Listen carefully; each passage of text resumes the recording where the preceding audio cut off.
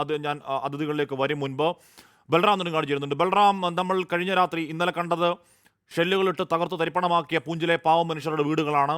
അവിടെ അത് 16 പേർ കൊല്ലപ്പെട്ടു എന്നുള്ളതാണ് ഏറ്റവും ഒടുവിൽ വരുന്ന സ്ഥിരീകരണം. ഇന്നിപ്പോൾ ബൽറാം ഈ രാത്രി ഈ വൈകുന്നേരം നിൽക്കുന്നത് ഏത് മേഖലയിലാണ്? ഇന്നലെ കണ്ട ആ അക്രമിപ്പണിക്കടക്കം രാജ്യം കണക്ക് തീർത്ത ഒരു വൈകുന്നേരം കൂടിയാണ് ബൽറാം.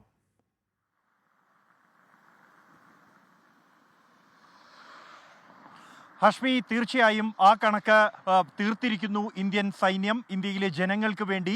ഞാനിപ്പോൾ ഉള്ളത് കുപ്വാരയിലാണ്. ഇന്ന് നമ്മൾ പോയത് കുപ്വാരയിലെ തന്നെ അതിർത്തിയോട് ചേർന്ന LOCയോട് ചേർന്ന് നിൽക്കുന്ന ചൗക്കിബാൽ എന്ന ഗ്രാമത്തിലാണ്. അവിടെയും വ്യത്യസ്തമായിരുന്നില്ല ഇന്നലത്തേതിൽ നിന്നും കാഴ്ചകൾ. പാകിസ്ഥാന്റെ 2 പോസ്റ്റുകളിൽ നിന്നുള്ള ആക്രമണമാണ് ആ മേഖലയിൽ ഉണ്ടായിരിക്കുന്നത്. അതൊരു ഗ്രാമത്തിലെ കടകൾ നിറഞ്ഞ ഒരു പ്രദേശത്താണ്. റോഡിന് നടുവിൽ വലിയ തുള വീഴ്ത്തിയിട്ടുണ്ട് പാകിസ്ഥാന്റെ മാരക പ്രഹരശേഷിയുള്ള ഷെല്ലുകൾ. അത് ജനങ്ങളെ കൊല്ലാൻ ലക്ഷ്യം വെച്ച് തന്നെയാണ് പാകിസ്ഥാൻ പ്രയോഗിച്ചത് എന്ന് ഉറപ്പാണ്.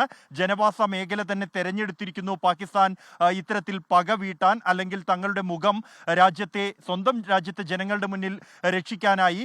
തുടർച്ചയായി ജനവാസ മേഖലകളിലേക്ക് പാകിസ്ഥാൻ അക്രമം അഴിച്ചുവിടുകയാണ്. ഇന്നലെ രാത്രിയും, അത് രാത്രി എന്നുള്ളത് 2 മണിക്ക് ശേഷം പിന്നീട് നേരം പുലരും വരെയുള്ള സമയമാണ് പാകിസ്ഥാൻ ആക്രമണത്തിനായി തിരഞ്ഞെടുക്കുന്നത്.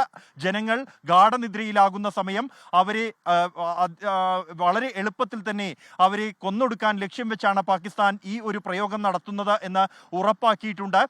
അല്ലെങ്കിൽ അതിന് തക്കതായ തിരിച്ചടി തന്നെ ഇന്ത്യൻ സൈന്യം നൽകിയിരിക്കുന്നു. ഇന്നലെയും ഇന്നും പാകിസ്ഥാൻ കാണിച്ച അതിക്രമത്തിന് അതേ നാണയത്തിൽ തന്നെ ഇന്ത്യൻ സൈന്യം മറുപടി നൽകിയിരിക്കുന്നു. ആ ഘട്ടത്തിലാണ് പാകിസ്ഥാൻ തൽക്കാലത്തേക്കെങ്കിലും പാക് സൈന്യം അടങ്ങിയിരിക്കുന്നത്.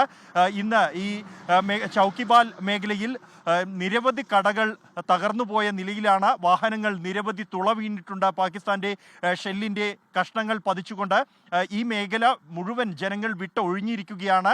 അവർക്ക് വലിയ ആശങ്കയുണ്ട്. അതുകൊണ്ട് തന്നെ വീടുകളും കടകളും ഉപേക്ഷിച്ച്, മുഴുവൻ സ്വത്തുക്കളും ഉപേക്ഷിച്ച് ഏറ്റവും സുരക്ഷിതം എന്ന് തോന്നുന്ന ഇടങ്ങളിലേക്ക്, ബന്ധുവീടുകളിലേക്ക് ചേക്കേറിയിരിക്കുകയാണ് അവർ എല്ലാവരും തന്നെ. ഇന്ന് മാധ്യമങ്ങൾ അവിടെ എത്തിയ ഘട്ടത്തിലാണ് അവിടെ നടന്നത് എന്തെന്ന് വിശദീകരിക്കാൻ അവർ എത്തിയത്. അത് കഴിഞ്ഞ് ഉടൻ തന്നെ അവർ മടങ്ങുന്നത് നമ്മൾ കണ്ടു. 5 മണിക്ക് മുമ്പായി തന്നെ ആ പ്രദേശം പൂർണ്ണമായും വിജനമായി മാറിയിരുന്നു. അത്രത്തോളം ആശങ്ക. സ്വന്തം ജനിച്ച നാട്, വീട് വിട്ട് ആളുകൾ സുരക്ഷിത ഇടം തേടി ഓടുകയാണ്.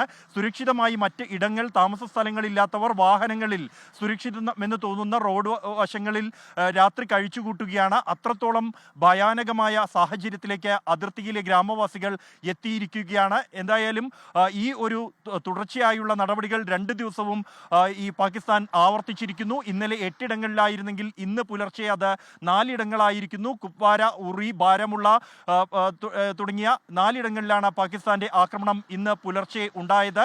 ഇതിന് തക്കതായ മറുപടി നൽകാൻ ഇന്ത്യൻ സൈന്യം തയ്യാറായിട്ടുണ്ട്. പാകിസ്ഥാൻ ഏത് നാണയത്തിൽ അടിക്കുന്നോ അതേ നാണയത്തിൽ തന്നെ തിരിച്ചടി നൽകുക, മാരക പ്രഹരശേഷിയിൽ പാകിസ്ഥാനെ പ്രത്യാക്രമണം നടത്തുക എന്ന തീരുമാനത്തിൽ തന്നെയാണ്. അതിനായി ഉള്ള മിസൈൽ ലോഞ്ചറുകൾ സൈന്യം ഈ മേഖലയിൽ എല്ലാം തന്നെ, അതിർത്തി മേഖലയിൽ മുഴുവനായും തന്നെ വിന്യസിച്ചിട്ടുണ്ട്.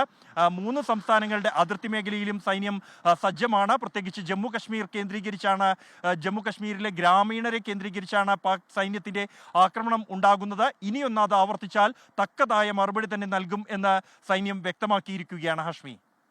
ഓക്കെ, ബൽറാമാണ് ആ വാർത്തയുടെ വിവരങ്ങൾ നൽകിയത്. ഇന്നലെ നമ്മൾ കണ്ടത് 16 പാവങ്ങളുടെ 16 പഹൽഗാം പോലെ മറ്റൊരു വൃത്തികേടിലാണ്.